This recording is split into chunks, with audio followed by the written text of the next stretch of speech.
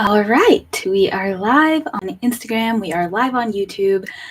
Today is the third part, really the second/third part of a live stream series that I am doing, where I am really going to be focusing on sharing everything that has helped me on my personal evolution. So, if you're watching this, you are here to create the next iteration of you. Now, this doesn't mean that you have to put a bunch of pressure on yourself or meet up to a bunch of external standards, but there's a version of you in your heart. There's a version of you that you would love to be, even if it's not the version of you that, your parents think you should have become or that your friends think that you should be or whoever. It's coming from inside you.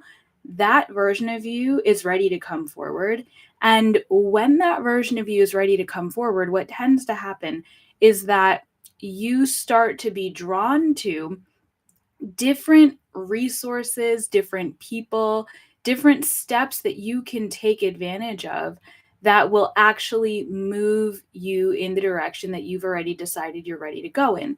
And this is one of the basic principles of manifestation. I was on a podcast a couple months back, and they were asking me, well, how do you know that you have enough faith in, I think the example was like, if you want to make a $10,000 a month in your business, how do you know that you have enough faith to make a $10,000 a month? And I said that you have enough faith to do it when you are actually internally motivated, intrinsically motivated to take the steps that would bring you that outcome. So faith is a very interesting thing, but when you have the faith to create a new version of you, when you have the faith to start living more authentically, to start claiming more for your life, to start growing your income, to start changing your relationships. Hey, Jess, it's good to see you. When you have the faith to start really bringing forward that next version of you, you will then be guided to all the steps you need to take in order to create that new version of you. And that's going to be inner steps and outer steps. That might mean that you need to, and it will 100% mean that you need to start showing up differently in your life, but it also means that you need to start having different kinds of conversations with yourself, and your inner world needs to change, and your self-talk needs to change, and your worldview needs to expand and change. And that's really what we're going to be talking about today. So today I want to talk to you about the difference between where you are and who you are, which is a distinction that a lot of people don't actually realize. A lot of people, my past self included, make it seem like you are defined by your current situation and by your current circumstances. So sometimes there might be someone who wants to grow their income, but they are looking around at their life and they're like, I'm a low income person. And they have now made where they are into who they are. And this is a really interesting example. And I want us to sit with this. So, whatever future version of you you're feeling called to create, whether it is a version of you that has more money, whether it is a version of you that is doing a different career or is going bigger in your career, whether it's a version of you that has a different type of friend than maybe the kinds of friends that you've known in your life so far, whether it's a version of you who is in a different relationship status, whatever it might be, start to listen to what I'm saying and apply it to your own situation. So, where are you making your current situation, the situation you find yourself in, and confusing that for who you are as a person? So, are you looking at your income and saying, I'm a low income person? Are you looking at your friend group and saying, I'm not the kind of person who fits in to the groups that I want to fit into. I'm not surrounded by the kind of community that I want. Are you taking what you see around you and making it mean something about yourself?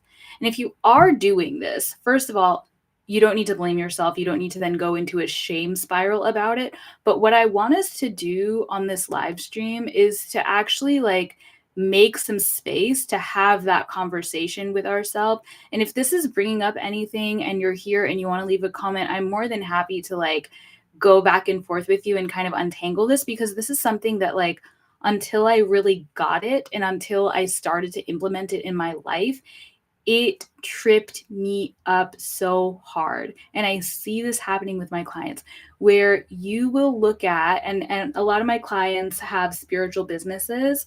And so they'll look at like, well, this is the kind of client that I have right now. I'm not the um let's say I'm not the astrologer for celebrities. Even if you want to be the astrologer for celebrities, you're not seeing any celebrity clients. So you're like, I'm not the astrologer for celebrities. That is where you need to make the shift. Take your current circumstances, acknowledge them, let them be true. But then the next step is not to say, and therefore this is who I am as a person. The next step is actually to say, okay, what is the difference between me and how I've been showing up and someone who is, let's say, a celebrity astrologer, someone who is in a loving, committed partnership, someone who is, making 10K, 20K, whatever it might be per month, someone who is in the situation that I want to be in. So, what's the difference between where I'm at right now and someone who's in the situation I want to be in? And what you're going to notice is likely some limiting beliefs about yourself are going to come up. Things like, well, I'm not as creative as those people, or I'm not as witty as those people, or I'm not as whatever. And you just have to be honest and compassionate with yourself and just notice, like, where are you taking things about yourself and making it mean that you're excluded from the group that you want to be in? Oh, Jess, I'm glad this is landing for you. This is like literally when I tell you, when I really understood this, it made such a big difference for me. And I was able to actually see beyond where I was at the time. I was able to actually see a path forward that would lead me to the places that I wanted to go. Because a lot of times, we just feel so stuck in what we know because it's all we know. And again, like what I was talking about yesterday, maybe because we're surrounded by people who only know those particular circumstances. But when you let yourself actually look and see, like, okay, there's my circumstances, which are not the same as who I am as a person. They're just the details of my life, right? And then there are some other people in the world who might be living in different details, different circumstances, different situations. What do I believe the difference is between those people and me? And just notice, notice, notice. And so for me, when I was doing this with my business, and I was like, well, some people have these 5-figure clients. They have these clients who are paying them 5 figures worth of money to be their client, to be, in their private coaching. And I was like, no one's paying me 5 figures to be in my private coaching. And for a minute, there was that time where I was like, well, I'm not the kind of coach who can have that client. And I was making it about me. And then when I was like, okay, what's the difference between someone who is having those clients and me? What do I see the difference being? And I had to look at, like, well, that person probably believes in their work a lot more. That person's probably a lot more vocal about the power of their work. That person is probably also more nuanced in how they speak online and able to really call forward the type of person who not just has the money, but who values coaching at that level. And this is getting very granular and specific, and that's not my hope, because I want you to be able to apply this to your specific situation. But for me, I had to really look at, like, what are the people doing and how are they being? And even more so, what do they believe about themselves that I don't believe about myself? Because that's when it gets really deep, and that's when we can go into like the weeds of our belief system. And if you know me, I love going deep into belief system work and like, why do we know what we know and what even is the truth? And like, these are the kinds of questions that I nerd out on and have loved to nerd out on even when I was like in college. But what we really want to look at and see is, where are we making those people different from us? Where are you making those people different from you? And what do you need to shift so that you can start to see that there is no real difference between someone who is living in your dream situation and you as a human? Because at the end of the day, you have infinite potential. You have the creativity that you need in order to get yourself to a new stage, in order to get yourself into a new level. You have the radiance, you have the magnetism, you have whatever it is that you think you don't have that you would need. But as I said yesterday, as much as I can believe that and transmit that to you virtually right now, you have to be the one to believe it for yourself. Like, this is a journey that you have to go on internally. And I'm here to guide you. I'm here to show up with all the videos and all the support and all the podcast episodes and newsletters and coaching programs. And I'm here to be a guide and a person to walk alongside you as you go on the journey.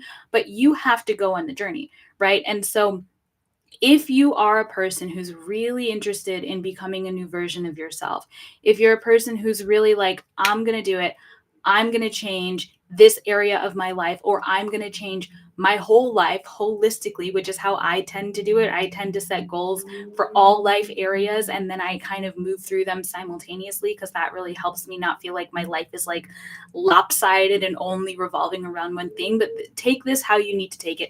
If you have decided, I'm going to make a big shift, I'm going to be a whole new me, then these are some things that I would encourage you to really do.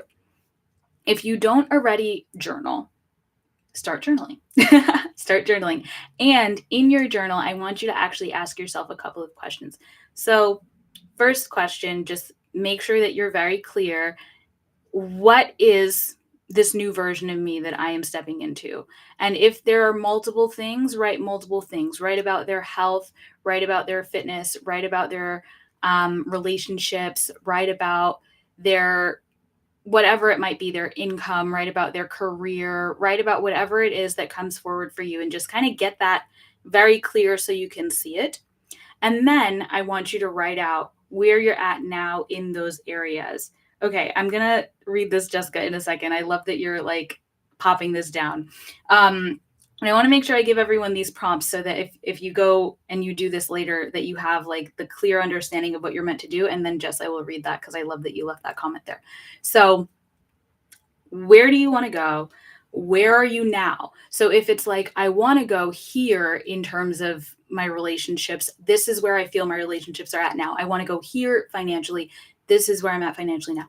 Just notice the gaps. Notice the gaps and practice being okay with that. Like, sometimes people don't even want to look at the gaps because the gaps freak them out. And the reason the gaps are freaking you out is because you're making it mean something about you as a person. And so even just doing that little exercise can start to show you, like, where are you taking this personally? Where are you judging yourself and shaming yourself for the circumstances that you're in? And then the next step is actually to forgive yourself. Forgive whatever you're judging. Forgive the financial situation that you're in that you don't want to be in anymore. Forgive the relationships that you're in that maybe feel misaligned, or the people that you wish were in your life that aren't in your life. Like, forgive yourself, forgive anyone else who you might be blaming for your current circumstances.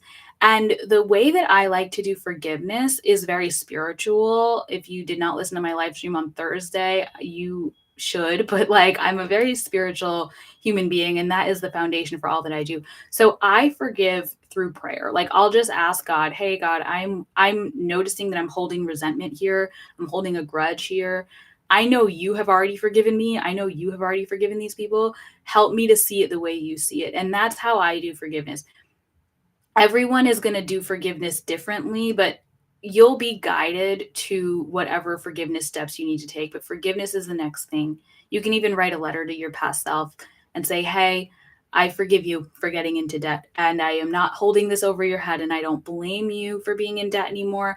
I'm not holding a grudge against you that you're in debt, and I am coming in as the next version to help you and to uplift you and to show you that there is another chapter, and that this doesn't have to be the end. Like, you can even do it that way. Like, sometimes it's nice to look back at your past self and see, am I holding a grudge against my past self for putting me in this situation? And debt is a very good example, but you can use this in any area where it works for you. Am I holding a grudge against my past self for putting me in this situation? And how can I release that grudge, right? And just letting that be a practice that you go through, and that you just like let it feel cathartic. Like, as you're doing this, it should feel relaxing. It should feel cleansing.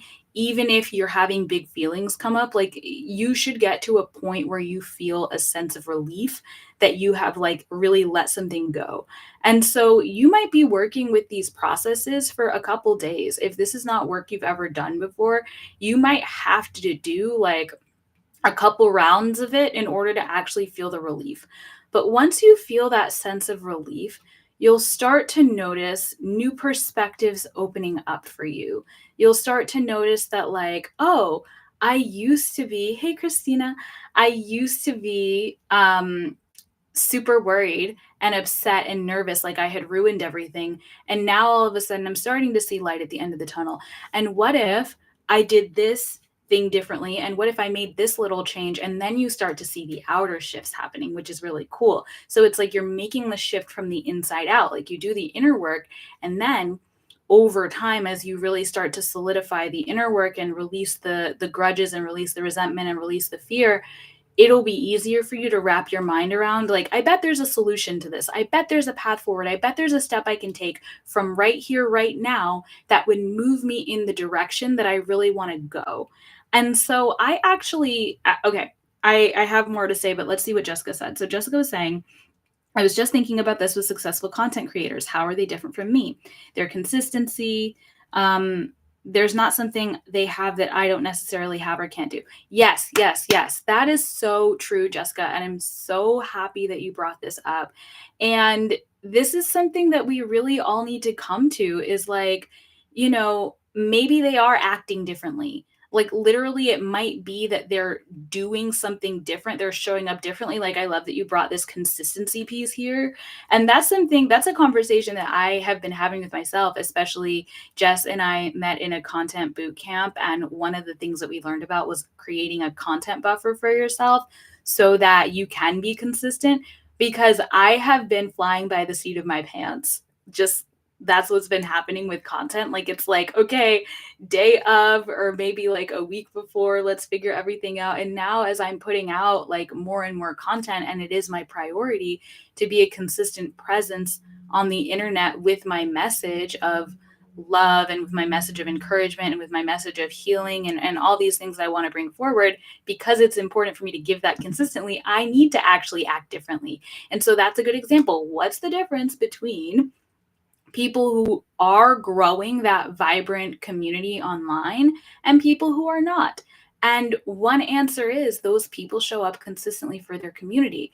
And so, because I recognize those people show up consistently for their community, and that's something that I want to grow in, what's a step I can take to learn? What's a step I can take to make a shift? And so, for me, that step I'm taking is making a content buffer. I'm actually making my first content buffer ever this week, doing my content for the month of March, and I'm very excited about it. But that's a really good example, Jessica. Like, when you notice that there is something different, it's not like, ugh, and that's why I suck and I'm the worst and I will never get where they are. It's recognizing, like, at some point, and this is important for everyone, like, no one was born with the whole puzzle all figured out.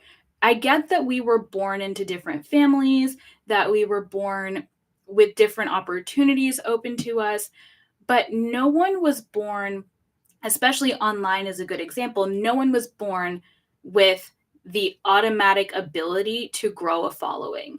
You might have been born famous. You might be a person who you're very recognizable, but to cultivate like a genuine community of people who value and respect your voice and who are looking to you for whatever it might be that you provide to them, who actually like look forward to getting content from you, no one is born knowing how to do that. We all have to learn it. We all have to practice.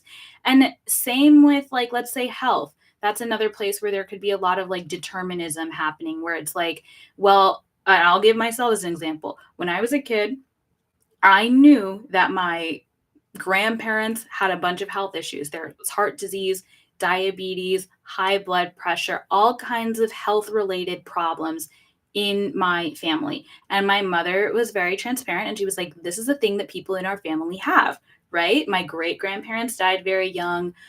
This is just the thing. Like, the health in my family is historically not always great. And what I had to realize was, For a long time, I felt like I was born into basically like a losing situation. Like I was born into a family where the health just wasn't good. And what that did for a while was it limited me. It kind of made me feel like, okay, well, there's nothing I can do. And I'll probably just get diabetes and I'll probably just get this health issue as I age. And this is just what's going to happen for me. And it wasn't until I started really doing the work that I'm telling you now and realizing, like, okay, what is the actual difference between people who have, who are in good health and people who aren't in good health? Yes, there is genetics, but also what do those people eat? And how much movement do those people get in their lives? And do those people go to the doctor regularly? And do those people listen to what their doctor says? And like, what are these people doing that I could do that no one's stopping me from doing? And how can I align my priorities so that I can show up in the ways that these people are showing up in their lives? And so this is true with career, this is true with health, this is true in so many ways. Let's say your parents got divorced and you don't really have a lot of models of like healthy loving marriages, but you want that for yourself.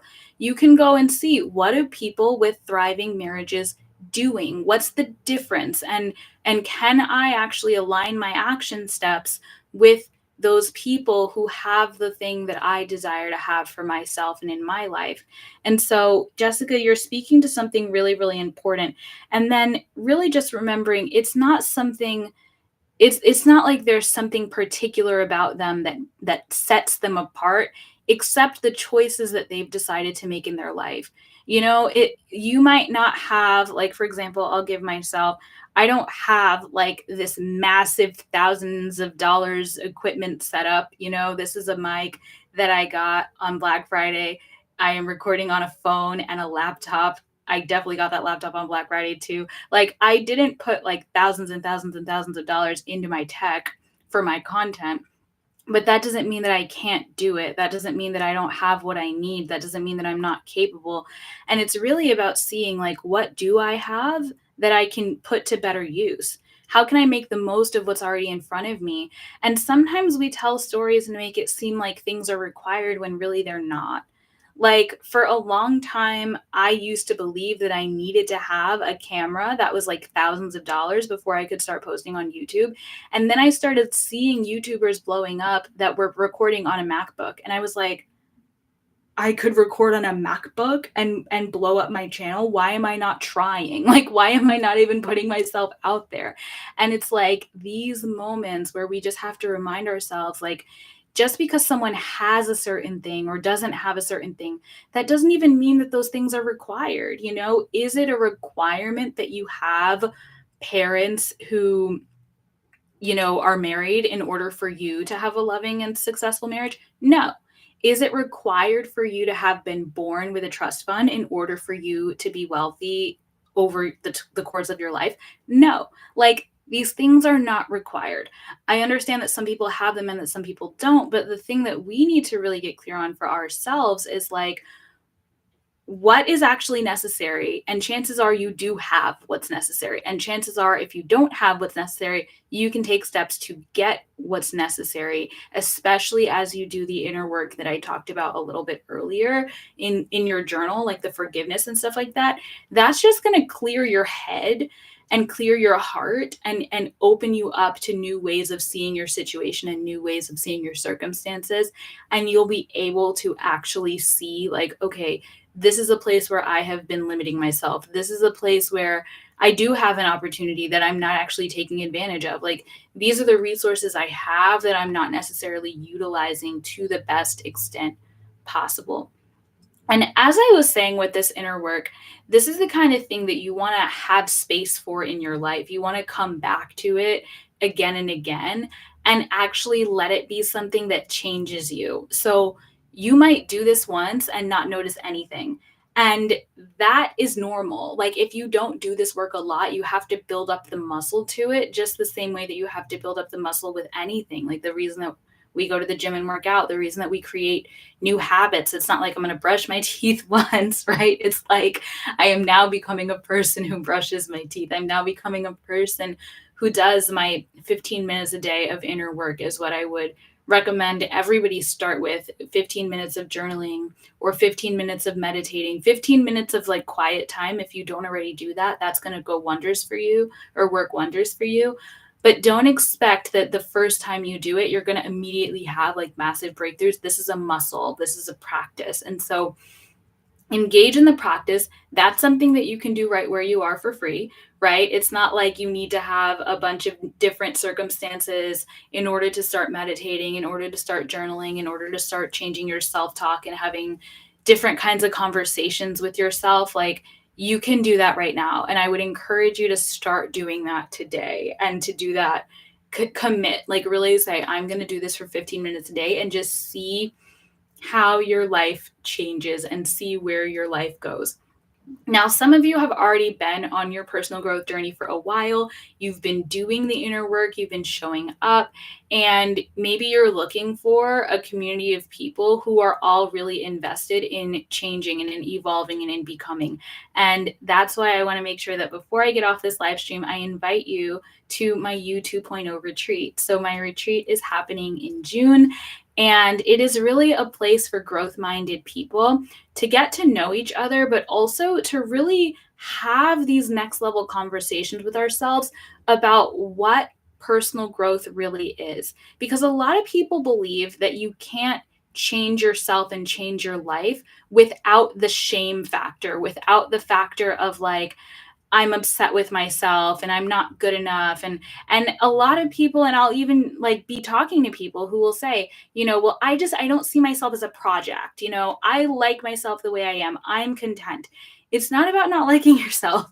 It's not about believing that there's something wrong with you. It's actually the opposite. It's knowing that you have so much going for you and that there's so much right about you that you deserve to grow and evolve and run with everything that you've been given. Like, if you knew that you had everything you needed inside of you, if you knew that you had infinite potential, that you were unlimited, that there was no choice that anyone else had made that you were incapable of making, that there was nothing you could see that you couldn't have, if you really knew that about yourself, wouldn't you want to go and get all that life has for you? Wouldn't you want to go and become a new version of you? Wouldn't you want to go and evolve and expand?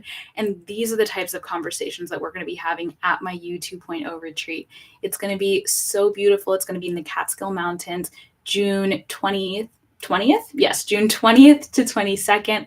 And the wait list is actually open now. So everyone on the wait list gets $300 off the retreat, and all the information with like the payment plans, the details, how to know whether or not it's for you, is all linked in my Instagram bio. Or if you're watching this on YouTube, it is linked down below this YouTube video, so you can easily find it. And that's also the same place where you can get on the wait list if you are feeling interested. And of course, if you have any questions about what we talked about during this live, if you have any questions about the retreat, my DMs are always open. The comment section is always open. I am here for you. I love you so much. And I hope you have a beautiful rest of your day. Take care. All right, we are done on Instagram and we are about to end on YouTube. Thank you so much for hanging out with me, YouTube family. Love you. Bye.